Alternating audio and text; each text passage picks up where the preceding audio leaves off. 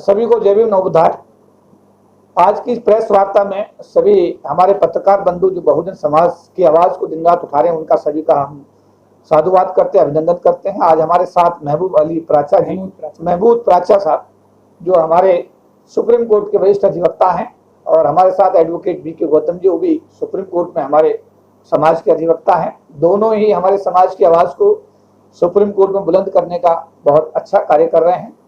पिछले दिनों जो इश्यू सामने आए फरवरी 2020 में, एक सुप्रीम कोर्ट का मसला है जिसको आंध्र प्रदेश में जो एसटी रिजर्वेशन के साथ में जो जजमेंट दिया गया, और उसके बाद अप्रैल में फिर 2 डिसीजन आए। ये तीनों के तीनों डिसीजन एससी एसटी समाज के खिलाफ थे।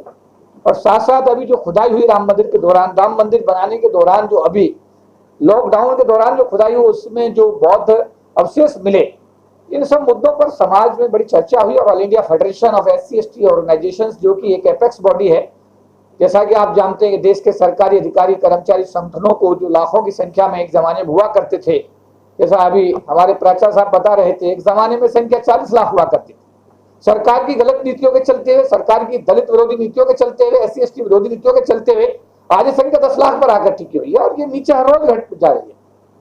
सरकार के पास कोई एजेंडा ही नहीं है एससी एसटी के डेवलपमेंट के लिए। एससी एसटी के मसले को लेकर के सरकार बिल्कुल संवेदनहीन हो गई है। ये बड़ा दुर्भाग्य की बात है। देश की 1/4 आबादी के बारे में अगर कोई सरकार संवेदनहीन हो जाए तो भारत राष्ट्र की विकास की अगर बात होती है तो कुदरत बेईमानी है। इन सभी मुद्दों को हमने प्राचा साहब से रिक्वेस्ट किया, हमने बी के गौतम साहब से रिक्वेस्ट किया। उन्होंने जो राम मंदिर में का निर्माण चल रहा है, तो उसमें हमने कहा जो हमारे बौद्ध धर्म के अवशेष वहां मिल रहे हैं, तो वहां पर हम लोग भी चाहते हैं कि वहां पर एक बौद्ध विहार की स्थापना की जाए, बनाया जाए, सरकार उसको बनाए। उसको लेकर पिटीशन डाला गया है। प्राचा साहब ने जो ट्राइबल आंध्रा का रिजर्वेशन था, इसमें गवर्नर का ऑर्डर था कि उसमें 100% रिजर्वेशन, अरे वहां जब कोई जाता ही नहीं। मैं समाज के लोगों को बताना चाहता, भारत के लोगों को बताना चाहता हूँ, वहां रिजर्वेशन इसलिए नहीं दिया गया कि वहां देना चाहते, वहां रिजर्वेशन इसलिए दिया गया कि वहां जनरल कैटेगरी का लोग ट्राइबल बेल्ट में पढ़ाने के लिए जाना ही नहीं चाहते थे, टीचर्स का इशू था। और उस स्थिति में जब कोई जाता नहीं था तो ट्राइबल लोगों को पढ़ाने के लिए ट्राइबल के लोग वहां पर पहुंचे, और उसको भी आज चैलेंज कर दिया गया। बड़ा दुर्भाग्यपूर्ण है, बहुत दुर्भाग्य। जैसे मैं सफाई कर्मियों की बात करता हूं, तो सफाई कर्मियों में 100% हमारे लोग सफाई का काम पूरे देश में करते हैं, क्योंकि जनरल कैटेगरी का आदमी 77.5% के हिसाब में नौकरी लेकर सफाई करने जाता ही नहीं। और जहां जहां चालाकियां की गई हैं, अब वहां पर भी नौकरी तो मिल रही है जनरल कैटेगरी के आदमी को, लेकिन वो अपनी जगह हमारे ही आदमी को, हमारा वाल्मीकि समाज का व्यक्ति है, वही जाकर के सफाई का काम आज भी कर रहा है। ये कौन सा आदमी है? ये कौन से भारत की हम बात कर रहे हैं? कौन से समाजवाद की बात कर रहे हैं? सबको साथ लेके चलने की बात कर रहे हैं, भारत राष्ट्र को एक आदर्श राष्ट्र बनाने की बात कर रहे हैं। पूरी तरीके से बेईमानी। इन्हीं सब चीजों को हमने चैलेंज किया है। मैं बताना चाहता हूं समाज के लोगों से, all India federation of SC ST organisations ने प्राचा साहब से कहा कि आप सुप्रीम कोर्ट में इस केस को लड़ रहे हैं, आप हमसे कुछ आर्थिक सहयोग लीजिएगा। पहली बार किसी एडवोकेट से पाला पड़ा जिन्होंने कहा नो, बाबा साहब अम्बेडकर की वजह से मैं यहाँ हूं, मैं किसी भी प्रकार का कोई आर्थिक सहयोग, मैं फ्री ऑफ कॉस्ट, जो भी ऐसे केसेस आएंगे भविष्य में सबको फ्री ऑफ कॉस्ट लड़ूंगा। तो मैं प्राचा साहब का हृदय से, समाज की तरफ से धन्यवाद व्यक्त करता हूँ। साथ साथ हमारे भाई एडवोकेट बी के गौतम साहब ने जो अभी राम मंदिर में हमारा जो इशू आया, और इसमें जो अभी जो हमने कहा कि भाई हमारा भी वहां बौद्ध विहार बनना चाहिए, जिसमें हमारे बहुत सारे साथी संगठन मैं कहना चाहता हूँ, एक संगठन इस लड़ाई को नहीं लड़ सकता, एक व्यक्ति नहीं लड़ सकता। हम सभी संगठनों को इकट्ठा आना पड़ेगा, एक एक आदमी को आना पड़ेगा।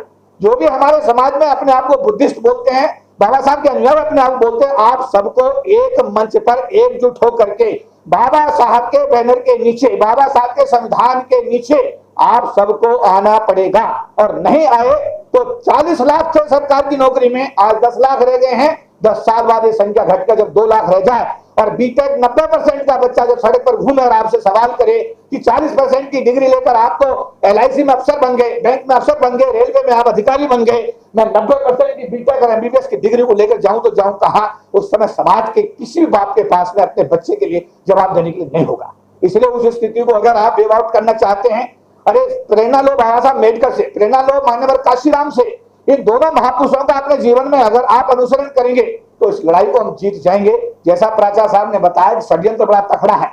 सुप्रीम कोर्ट के सामने मंडल कमीशन का इशू जाता है 1995 में, और रिजर्वेशन प्रमोशन हमारा बंद कर देता है। बड़ी मजे की बात है, वो रिजर्वेशन उसके सामने था ही नहीं। सुप्रीम कोर्ट के सामने इशू कुछ और जाता है, वो हमारा SC/ST एट्रोसिटी एक्ट को समाप्त कर देता है। क्या ये काफी नहीं है? कल बाबा साहब का स्टेच्यू भावनगर में तोड़ दिया गया, उस पर काली पोत दी गई। 8 दिन पहले उनका जो घर था वहां पर जाकर हमला कर दिया गया। अरे क्यों इस शांति प्रिय समाज को? देखिए, मैं बताना चाहता हूं, ये शांति प्रिय समाज है। देश का अमन, चैन, सुख, समृद्धि, शांति इस देश के गरीब आदमी के पेशेंस पर टिकी हुई है। देश की फौज और पुलिस के भरोसे नहीं टिकी हुई है। और अगर इसी तरीके से समाज को उकसाया गया तो 2 अप्रैल 2018 भारत के लोगों के लिए मेरा ख्याल है इससे बड़ा और सीखने का, और इससे आपको सीख लेने का कोई दूसरा उदाहरण नहीं हो सकता। उससे सीख ले सकते हैं। मत उकसाओ समाज को। ये वो समाज है जो खेत में काम करता है, गन्ना बोता है, धान बोता है, कपास बोता है, तब जाकर के कृषि प्रधान देश बनता है। ये शहरों में आकर के मल्टी स्टोरी बिल्डिंग बनाता है, सड़कें बनाता है, फ्लाईओवर बनाता है, तब जाकर के इस देश का सही विकास होता है। और जिन बिल्डिंगों को बनाता है उन बिल्डिंगों में यह जाकर के कभी एक बार अंदर घुस भी नहीं सकता।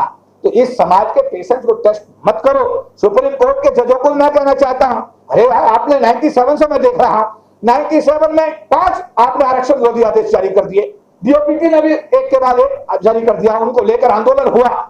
97 में रैली हुआ, 98 में रैली हुआ, 2000 में 99 में रैली हुआ। सुप्रीम कोर्ट में हम लोग गए, प्रोटेस्ट किया, कंटेम्प्ट ऑफ सुप्रीम कोर्ट का मुकदमा हम पे चला। 97 का मुकदमा हम पे लगा, 99 रैली का मुकदमा हम पे लगा। दुनिया भर के मुकदमे हम लोगों ने झेले। जो लोग इधर बैठे हुए हैं, इनका इतिहास एक दिन का नहीं है, दुनिया भर का संघर्ष इन लोगों के साथ जुड़े हुए हैं। तो मेरा निवेदन यह है कि मैं भारत के उन लोगों से अपील करना चाहता हूं जो देश का सौहार्द बिगाड़ना चाहते हैं, जो इस देश में बाबा साहब की स्टैच्यू के साथ छेड़छाड़ करके इस बंबेकरवादियों को सड़क पर लाना चाहते हैं। मत करो। ये आपके हक में जा सकता है, लेकिन भारत राष्ट्र के हक में बिल्कुल नहीं है। भारत राष्ट्र के अमन चैन को बने रहने दीजिएगा। मैं सुप्रीम कोर्ट के जजों से भी कहना चाहता हूं, अरे कुछ कम से कभी इस देश के गरीब लोगों के बारे में तो सोचिए। 97 से मुझे जहां तक याद है, एक भी डिसीजन सुप्रीम कोर्ट का SC/ST के पक्ष में मैंने आता दिखाई नहीं दिया। और अगर कोई एक आध बैंक जब हमारे बैंकों के साथ में लड़ा, वो मुकदमा, वो फैसला हमारे पक्ष में भी आया, उसका आज तक इम्प्लीमेंटेशन उसका हुआ नहीं। मेरा कहने का और फिर उसको सुप्रीम कोर्ट ने वापस ले लिया। तो मैं सुप्रीम कोर्ट से भी अपील करूंगा, भारत सरकार से भी अपील करूंगा, भारत में जो असामाजिक तत्व ऐसी हरकत करें उनसे भी अपील करूंगा कि देखिए, ये अमन, ये समाज है, ये बहुत ही शांतिप्रिय समाज है। ये बाबा साहब को मानने वाला समाज है, बौद्ध धर्म को मानने वाला समाज है।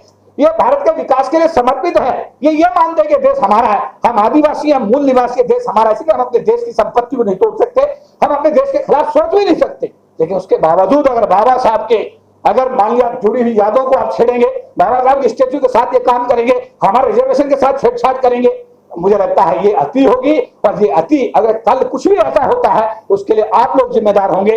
SC/ST OBC माइनॉरिटी समाज उसके बिल्कुल जिम्मेदार नहीं होगा। तो मैं एक बार पुनः प्राचा साहब का आभार व्यक्त करूंगा। मैं अपने छोटे भाई, बच्चे समान मेरा एडवोकेट जो हमारे हैं BK गौतम साहब, उनका धन्यवाद करूंगा कि आपने ये आवाज सुप्रीम कोर्ट में उठाई है। और मैं एक बात और कहूंगा समाज के लोगों से, अगर कोई देखे, अब इन केसों में पैसे की कोई जरूरत नहीं, कोई पैसा मांगता बिल्कुल मत दीजिएगा। All India federation SC/ST organisation free of cost इन सारे मुकदमों को सुप्रीम कोर्ट में लड़ेगा, हाई कोर्ट में लड़ेगा। किसी भी समाज के किसी व्यक्ति से कोई पैसा नहीं लिया। अगर इन कोर्ट केसेस के नाम पर अगर समाज का कोई भी नेता आपसे पैसा मांगता है, मेरी निवेदन है किसी को 5 पैसे मत दीजिए, क्योंकि ये भी एक बड़ा स्कैम है। इसके बारे में मैं ज्यादा नहीं कहना चाहता, लेकिन इसमें बड़ी पीड़ा होती है। मुकदमा कुछ और होता है, नेता कुछ और प्रेजेंट करता है। हम कह रहे हैं इस बात को, हम लड़ेंगे, हम फेडरेशन लड़ेगा, समाज का पूरा सहयोग है। इसलिए मैं ये कहूंगा कि अगर कोई नेता आपके पास पैसा मांगने आए तो उससे कहो कि ऑल इंडिया फेडरेशन और SC/ST और नेशनल स्टेट्स को फ्री ऑफ कॉस्ट लग रहा है, इसलिए पैसे देने की किसी को आवश्यकता नहीं। तो मैं एक बात उन्हें बहुजन मीडिया के जांबाज साथियों का, हमारे मीडिया के जो साथी हैं, दिन रात विषम परिस्थितियों में भी आप लोग हमारी समाज की आवाज को आपने जिंदा रखा हुआ है, आपने समाज को एक नई ताकत दी है। मैं आपका अभिनंदन करता हूं, आभार व्यक्त करता हूं। और आज प्राचा साहब आए और एडवोकेट BK गौतम साहब आए, हमारे चीफ पैटर्न माननीय जोशी साहब, हमारे चेयरमैन इंजीनियर BS भारती साहब, हमारे पूर्व चेयरमैन हमारे अशोक कुमार साहब, हमारे कोषाध्यक्ष इंजीनियर हमारे ब्रजभूषण साहब, और विशेष रूप से आज हमारे बीच पधारे हैं अनुसूचित जाति जनजाति संसदीय कल्याण समिति यानी parliamentary committee on the welfare of schedule caste schedule tribes के ज्वाइंट सेक्रेटरी संयुक्त सचिव भारत सरकार आज हमारे बीच में DR शेखर साहब मौजूद हैं। हम उनका भी आज अभिनंदन करेंगे और एक बात उन्हें हम आप सबका आभार धन्यवाद करेंगे।